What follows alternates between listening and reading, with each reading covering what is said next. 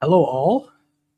Greetings from Jersey Mike's Arena, where Rutgers has snapped a 7-game losing streak with a 68-57 win over Maryland. And that prevents Rutgers from having its longest losing streak under Steve Pikiell, 8 games. And for those that care, it is impactful race for 14th place, where that is the last spot that gives you a bye in the Big Ten tournament, and you avoid playing in the first day on Tuesday, 15, 18, 16, 17 day. By no means is Rutgers out of the woods there, but they are now tied. They are now tied with Maryland for 14th place. They play Maryland again at Maryland. They play Penn State twice, who is near the bottom there. They play Minnesota, who's in that hunt. Washington, who is a little removed, but is still somewhat in the hunt. So in that respect, it's a big win. Big win, obviously relative. Outside of a run to the Big Ten tournament championship game, there are no big wins that will salvage the season. But within the context of what we're working with here, it's a big win, again, to prevent this from being the absolute bottom of the Steve Pikiell era as far as the losing streak, and to show that this team might not finish in 17th as projected by everyone, including myself. So they took care of business. This is the third game at home against that team that Rutgers takes care of business. First, they did it to Oregon and Northwestern in overtime, and today they do it in regulation against Maryland, a game that is tied at 27 at the end of the first half. An ugly first half. And Rutgers takes control with a 12-point burst to start. They take a 12-point lead after a 19-7 burst to start the second half. And while Maryland cut it to 6 at one point, they held them at arm's length. Before I dive again deeper and go into your guys' questions, please let me know if the sound is good. It looks like it because no one is complaining, but just want to be sure. And a heads up for you guys, I won't go too long today. Sport Thing kicks off at 3:30, and I go watch the biggest in the world.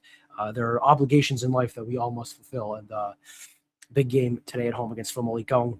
Got to make sure the Lions have my support so they can get that extra push and win today. Comfortable 3-0. Anyway, we'll dive into that later. Let's just go into the questions right away. Ryan Forbes says Richard can't confirm Steve is 100% back next season. If you're referring to the tweet that I saw, that was an inference over Kelly Zinn's halftime radio interview at the USC game. At no point has Kelly Zinn said definitively Steve Pikiell will be back. We are 99% sure he will be back. That interview indicates he will be back. The fact they have prevented this going from a 7-game losing streak to a 14-game losing streak says he will be back. All signs point to him coming back. I want to make that abundantly clear. Kelly Zinn has not said the words Steve Pikiell is coming back on the record. So until she does, that leaves that little crack in the door open. I get it. I would bet essentially everything I own that Steve Pikiell will be back next year. But I don't think that 100% is a term we quite use right here. Ryan Forbes says this win locks up college basketball crown bid. That is not true, I don't think. Still a lot of season to be left.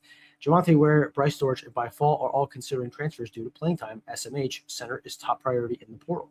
Ryan Forbes did go in here and say that Byfall broke his hand, and then a couple of days later, Byfall had surgery on his hand. So not that this is to be taken at face value, but interesting. I mean, there'll be no surprise there. And again, we'll dive deeper into the transfer portal stuff later in the year. Right now, the season's still happening. Things can change. I mean, I would not be surprised if Javonte Ware left because the center position is an abject disaster and he never plays. So if he's not playing this year, I have a hard time thinking he'll play at any point at Rutgers, at least for the next year or two. So that makes sense to me. By fall, under no circumstances should be back anyway for both sides. It doesn't make sense. So that's not a surprise. Bryce Storch, I can see him coming back at a certain role, but I just don't think it would be a loss for either side if he stays or goes. He probably would thrive in the A10 or a lower level.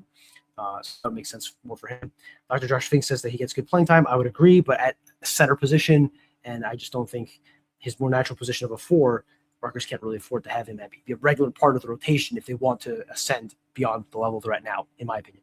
Dr. Josh Fink adds that all depends on who we get next season in the portal in high school. Yes, these are all pieces of a separate puzzle that Steve Pikiell, Rob Sullivan, and company are going to have to figure out. Should hear more on them for a future podcast episode soon, so stay tuned. I'm not going to reveal our plans, but I would say stay tuned there. Did Steve Pikiell confirm that Richard can't go back next season? He has not. Keep going through. Huge shout out to RU for getting my son on the Jumbotron a few times again today. The Kids Club thing was awesome as well. Dr. Josh Fink getting a thumbs up to Rutgers production for the children. So good to hear that. Happy your son got to enjoy the Jumbotron. Akiri, my friend who walks by the press box and says hello every time, says good to see a win every once in a while. I would agree. It is a good reward for the fans that, to their credit, keep showing up.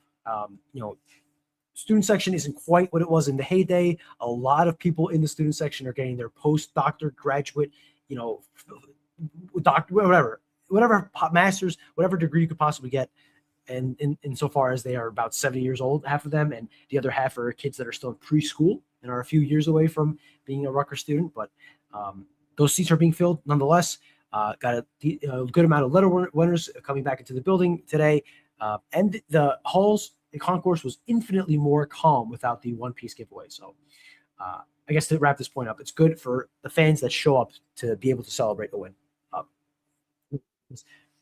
Things may be bad. They could always get worse. Losing this game would obviously fall into that category. So again, this win doesn't reverse the season. It's just a nice interruption, I would say, in a really bad year, obviously. See, sometimes winning the second half works, says HJG. That's right. I would have to do the math on how many times Rutgers in the second half. That would be a project this week. But for the first time in a long time, winning the second half actually leads to a win. Brian G says those three can walk. Lino Mark is out the door as well. Lino Mark played very little today. I know he was questionable, but he has practiced the last 2 days and was on warming up. He played 1 minute. Lino Mark played 1 minute and 25 seconds. He turned the ball over. Within 3 seconds of checking in, he turned the ball over with a bad pass, and that was the only stat he recorded, 1 turnover in 1 minute. So, again, I would say this holistically. There's not one person on this roster where I think you have to keep them. You have to build around them. I think, in my personal opinion, Rutgers would be better off if the two scenarios are keeping a handful of guys, or the other scenario is starting all over the way Seton Hall did last year. I mean, I think starting all over makes the most sense. There may be 2 or 3 guys on this roster you can bring back and feel good about the role they'll play next year if you are able to revitalize the roster. But again, this team is 10-15, 3-11 in the Big Ten. That doesn't exactly scream a need for retention. Brian G's 2 cents are keep Francis, Buchanan, Zerno, Powers, Grant, and Woolley. Pay up for a good center. Go from there. 6 guys is too many to keep. I mean, the team, again, is 10-15, 3-11 in the Big Ten. They lost to Central Connecticut State. They didn't play. They played maybe 5 good halves all year. I mean, let's be realistic here. I guess the question then is, are they working with enough money where they can guaranteed get upgrades over those guys, or are you better off hoping to develop guys like Powers and Woolley and Zerno? That is a more interesting question that we'll never be able to answer fully because we don't have access to their full funds and how it compares to the rest of the Big Ten and how it intertwines in the market. But those are kind of the questions I would ask myself. Obviously, when you're making risk management and you're managing the roster, that's the thing here, right? And are you going to be able to find these hidden gems that can fit in and be better? I think it's certainly possible, but again, this is calculus that they're going to have to do. HJG asked if the fridge is open. It's locked. They lock it, I think, at halftime every game. I managed to get a Diet Coke just before halftime, but it's since been locked. So my friend Linda Conroy says, sound is good. Thank you, Linda. Always appreciate you commenting and watching.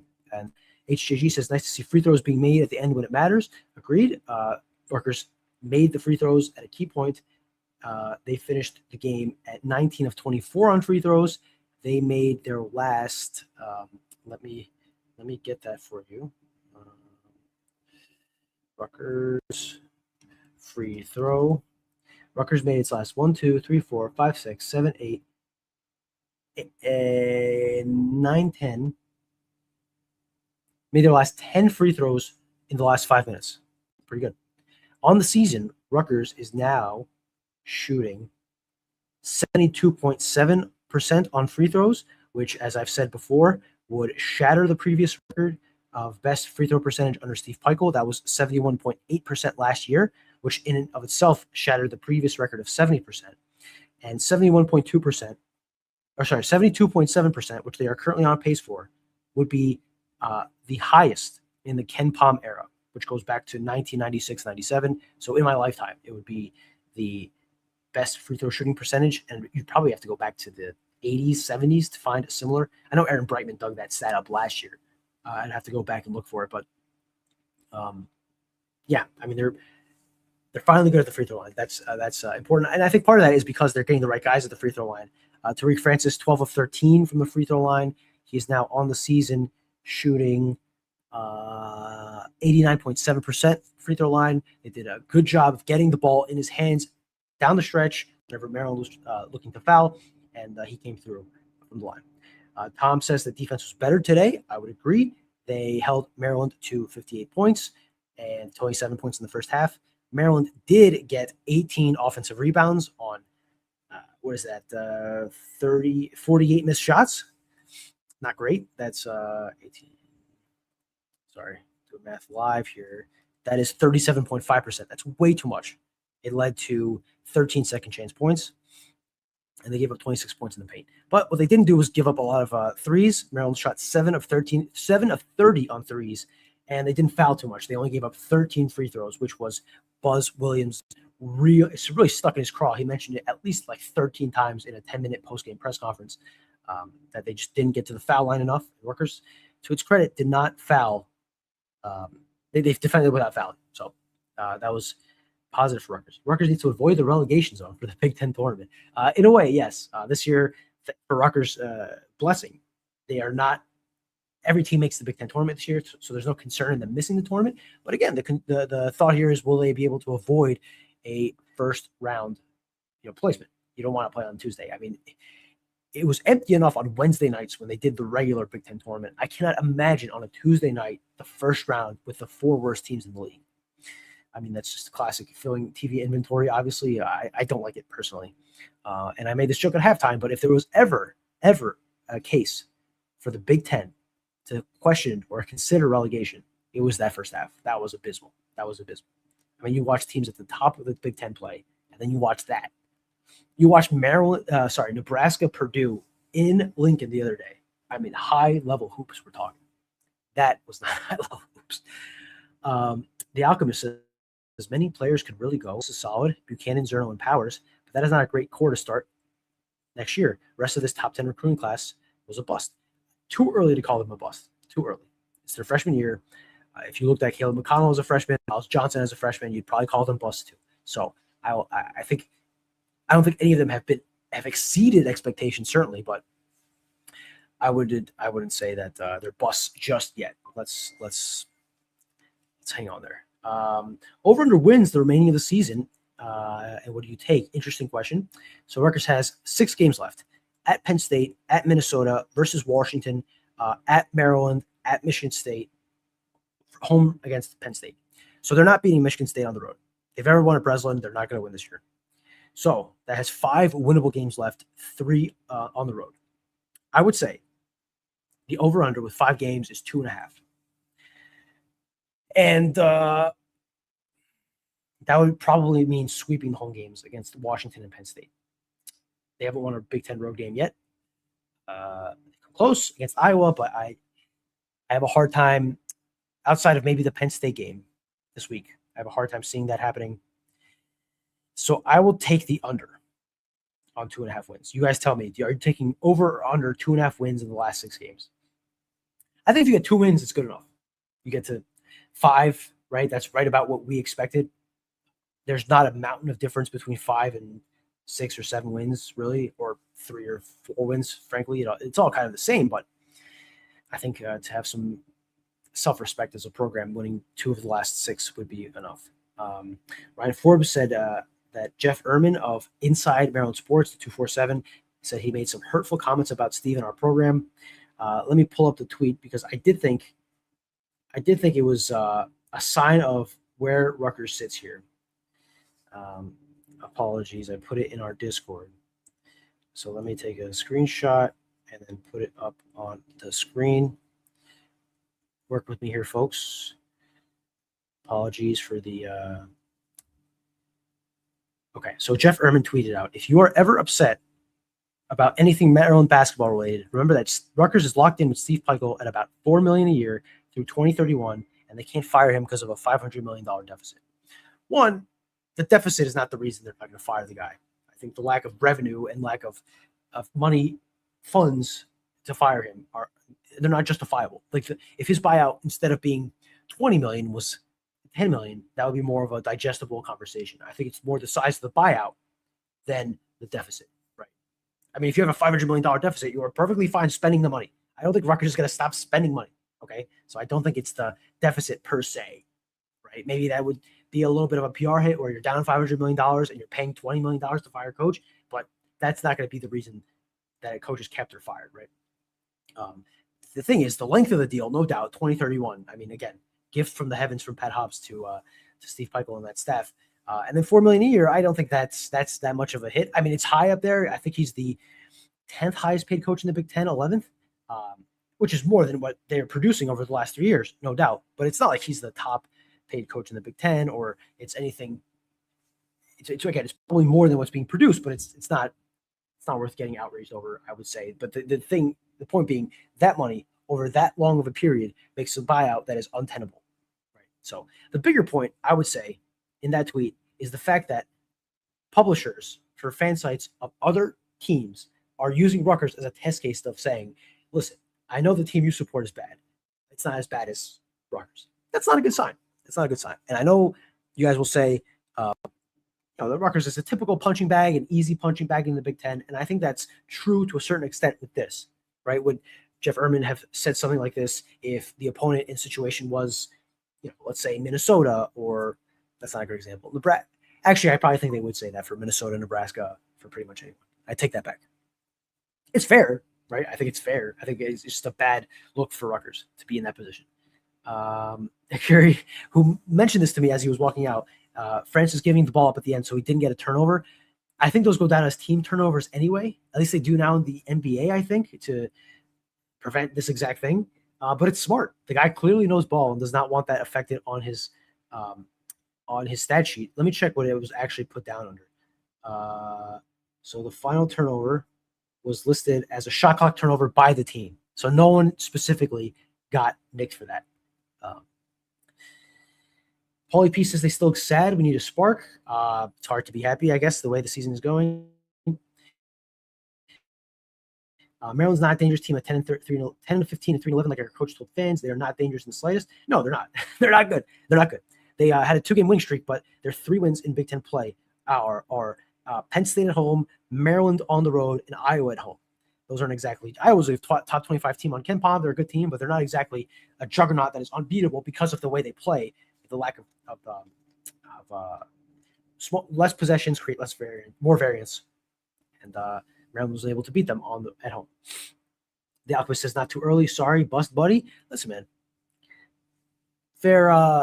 If that is your opinion, I'm not gonna poo-poo it. I disagree. I think you could say they're trending in that direction. I certainly wouldn't disagree there, but I want to be fair to them and give them also. It's also relative to expectations, right? None of these guys were 4-star recruits.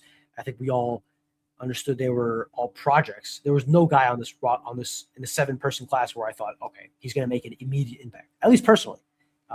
So that also plays into it, right? These guys aren't Dylan Harper and Ace Bailey. So if they don't particularly perform well as freshmen, I'm not going to dock them for that. Not buying it. I got their stats, metrics in my eyes. What else can we use? Listen, that's fair. Again, but what you can't do is project into the future because you don't know what the future will be. You could say they're trending in that direction. I would agree with that. I'm not even fighting you too hard on you thinking that. I'm just saying I personally would need at least another year, and then we can kind of call them busts, right? It's just a bit harsh in my opinion. Under on 2.5 wins. Ryan Forbes says over the duality of the Rutgers fan. Valkyrie says that I downplay everything he says, still being 42 games under 500. I'm pushing back. He is not Izzo. Sorry, folks. You could have every right to push back, and I welcome the pushback. I welcome the discussion. No one is comparing him to Tom Izzo. I mean, come on. I would even hear, like, you guys can tell me where he sits in the hierarchy of the Big Ten coaching staffs. I mean, I think we all agree in the bottom half, certainly. But I'm not trying to downplay what you're saying. I'm trying to find an equilibrium here. But please keep participating. Jeff Urban's follow-up is sometimes I assume things go without saying. I don't think Maryland should compare itself to Rutgers. It was a joke about how awful that situation is. Well, that's exactly it, right? Like, I guess it's a sign too of Maryland that this once great program that was fighting for Big Ten titles and in the top 25 consistently is at a point where even comparing itself to the misery of Rutgers is a bad look for Maryland. So I see Jeff having to hedge both sides. Interesting. You make it sound like we are making all this stuff up and last year never, ever happened. Listen, buddy, I wrote what a disaster last year was. I have written it hundreds of times. I've said it hundreds of times on this podcast. I'm not downplaying what a flaming ball of excrement this program has been for the last 3 years. I'm not trying to downplay it. I'm trying to push back a little in that we don't have to hammer it over and over again. When we speak about how bad this or what is happening this season, game by game, I'm trying to at least be relative understanding how bad things are. Right? If I can't come on here and just say this program is a disaster, they're trending in the wrong direction, and hammer them every time because that gets boring. That's not particularly interesting. But I'm with you. This program is back to square one. It's back where it was when Steve Peichel inherited it. That's the truth. All the buildup they had has come crashing down. All the cachet they built has come crashing down. He's at a point where he has to prove it year next year. We all agree on this. I don't think we should have to rehash this every single time, is all I'm saying. Why are they all here as projects is next question. I'm not sure what you mean. Can you repeat that question? I'm glad to answer your question. It seems like a good question. I'm not sure exactly what you're trying to say. Don't apologize. I'm not trying to. It's all civil discussion here. I'm just trying to give you my point of view here. And your point of view is welcome. Amazing how much Maryland dropped off from, I'm not sure from where, but even from last year, from the Kevin Willard, when they had a 5-star kid in Derek Queen that was local. They had a bunch of stud guards that could score. They made a Sweet 16, right? It is amazing how far they fallen from Turgeon. They wanted to, put that guy up on the stake, and he was winning Big Ten titles, and now they're struggling here with Buzz Williams. I think they're a bit of a casualty as well of the NIL era. The NIL era worked out for them with Derek Queen, obviously Roddy Rice, and all those guys, but now they don't have a lot of money, particularly, and now they're kind of stuck with Buzz Williams for a few years. I like Buzz. I think he's a good coach, if not an eccentric guy. It'll be interesting to see where things go. Well, clearly, he's not off to a great start there at Maryland. The Alchemist says he's typing way ahead of your words. I'm going through the chat slowly. I apologize there. Last year, Portal was crazy. Yes, 100%. But it's a different coach, too. I think Kevin Willard, for all his warts, is a good coach. Very successful coach. So it seems I am pounding, but I'm not going to cheerlead. You say they were all projects as players, so why are they here? Well, listen, I don't want anyone to cheerlead, right? There are more than enough people in the Rutgers fan base that are cheerleaders and close their eyes to what is happening in front of them. So I welcome the pushback and I welcome the honest conversation. I want to make that clear. Why are they all projects? Why are they here? Well, because that's really what all Rutgers could afford and what Rutgers is looking for in high school recruiting, right? They're not going to get another Dylan Harper and Ace Bailey, and they're not particularly competitive in the portal. At least they weren't last year. So this is kind of what you get when you're in the bargain bin. If you thought Rutgers was going to get proven products, that's just not realistic. It's just not. Now you could argue that they're not being developed, right? They're projects that aren't really taking steps forward. I would agree there. But that's kind of what Rutgers is going to have to do in the portal is find projects or find under the radar guys and get the most out of them. And I would agree that they're not doing that. You say that you're not a fan of this coaching group. You're not the only one. A lot of people in the fan base are not, and they have given them plenty of reasons not or to feel that way. A lot of stagnation in this coaching staff, as we've talked about ad nauseum. And I think Rutgers is going to make changes in the offseason, or at least they have no other option but to do so. Because, again, they can't fire the head coach. They can't fire the top assistant probably because he would be owed $1.5 million. So, but somebody's going to have to be the sacrificial lamb, right? I don't know who that will be, but I think they could clearly use new voices in that room, new ideas. Certainly some offensive innovation would be welcome. So I agree there. Alec from the Night Report says that he found it interesting how many times Buzz talked about recipes and turkeys. Eccentric is certainly a way to describe him. I felt like I was watching the Night Report podcast, and Mike Broadbent is talking about recipes and ingredients, and I was wondering if he's a listener as well, because that's one of his favorite metaphors, and I wonder if Buzz is stealing that a little bit. 10 years is a long time. A decade is a long time. And again, I think the other long time is the length of the contract that Pat Hobbs gave him. Give him big reward for, again, something that was monumental here, no doubt. He won a Big Ten. He won an NCAA tournament game for the first time in 40 years. Big deal here, obviously. But any other place are you going to get a 6-7 year extension for doing that? I don't think so. And Rutgers is kind of reaping what they sowed, what he sowed there. The Alchemist says that he should not get projects they have never developed. Many in Jersey are still upset about Cliff. Cliff gave them. I mean, we can argue. I would agree that they did not develop Cliff into an NBA player. We can go back and forth if that skill set was ever there, but there's no doubt they did not develop him into that kind of player. Which the Alchemist adds that somehow felt that Peichel held Cliff back. Cliff was one of the best defenders in the country, elite shot blocker, elite rebounder, a big reason for their success in the most successful period in modern program history. I think Rutgers got a lot out of him.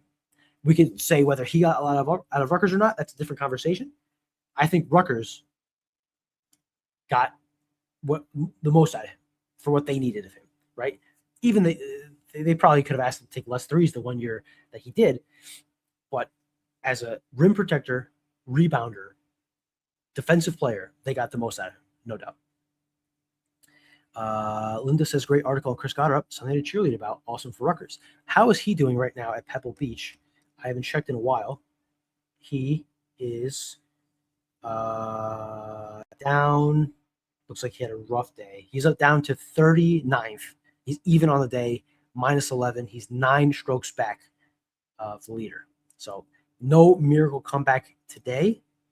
Scotty Scheffler, though, is only down 2 strokes. What a guy Scotty Scheffler is. Chris Goddard is going to be interesting to track at the majors, at the Players, at the Masters, at the Opens. I think I don't know if it'll be this year, but I think we could all agree he's going to win one major before it's all said and done, and that would be a huge deal for Rutgers. And we'll be having a conversation of whether that is the greatest professional achievement by a Rutgers athlete ever. Right? Guys have won Super Bowls, obviously. Has there been a Rutgers player that's been the star of a Super Bowl team?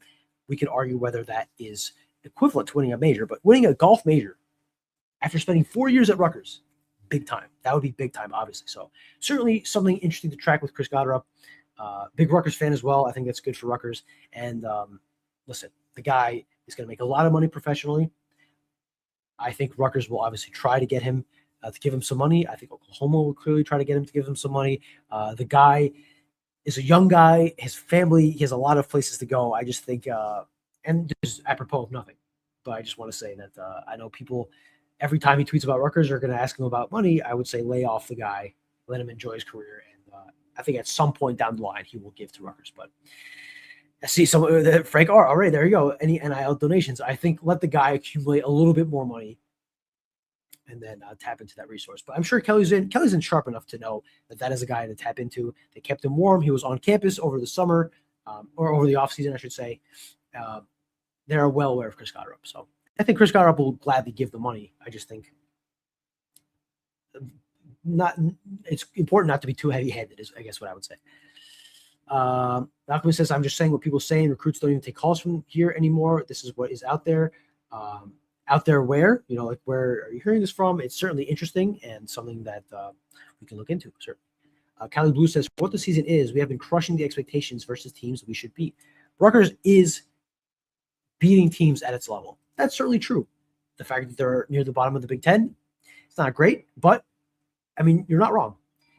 If you look at the bottom of the Big Ten, sorry, let me pull up the conference. Look at the bottom of the Big Ten. Rutgers is in Northwestern, Oregon, Maryland. They play Washington, Minnesota, and Penn State. If you win those 3 games, then you're the best of the bad, which is an achievement on its own, I guess. All right, we'll end it with this because I got to go take a phone call and then get home to watch Sporting. Now, I'll leave that on the screen. It is what it is.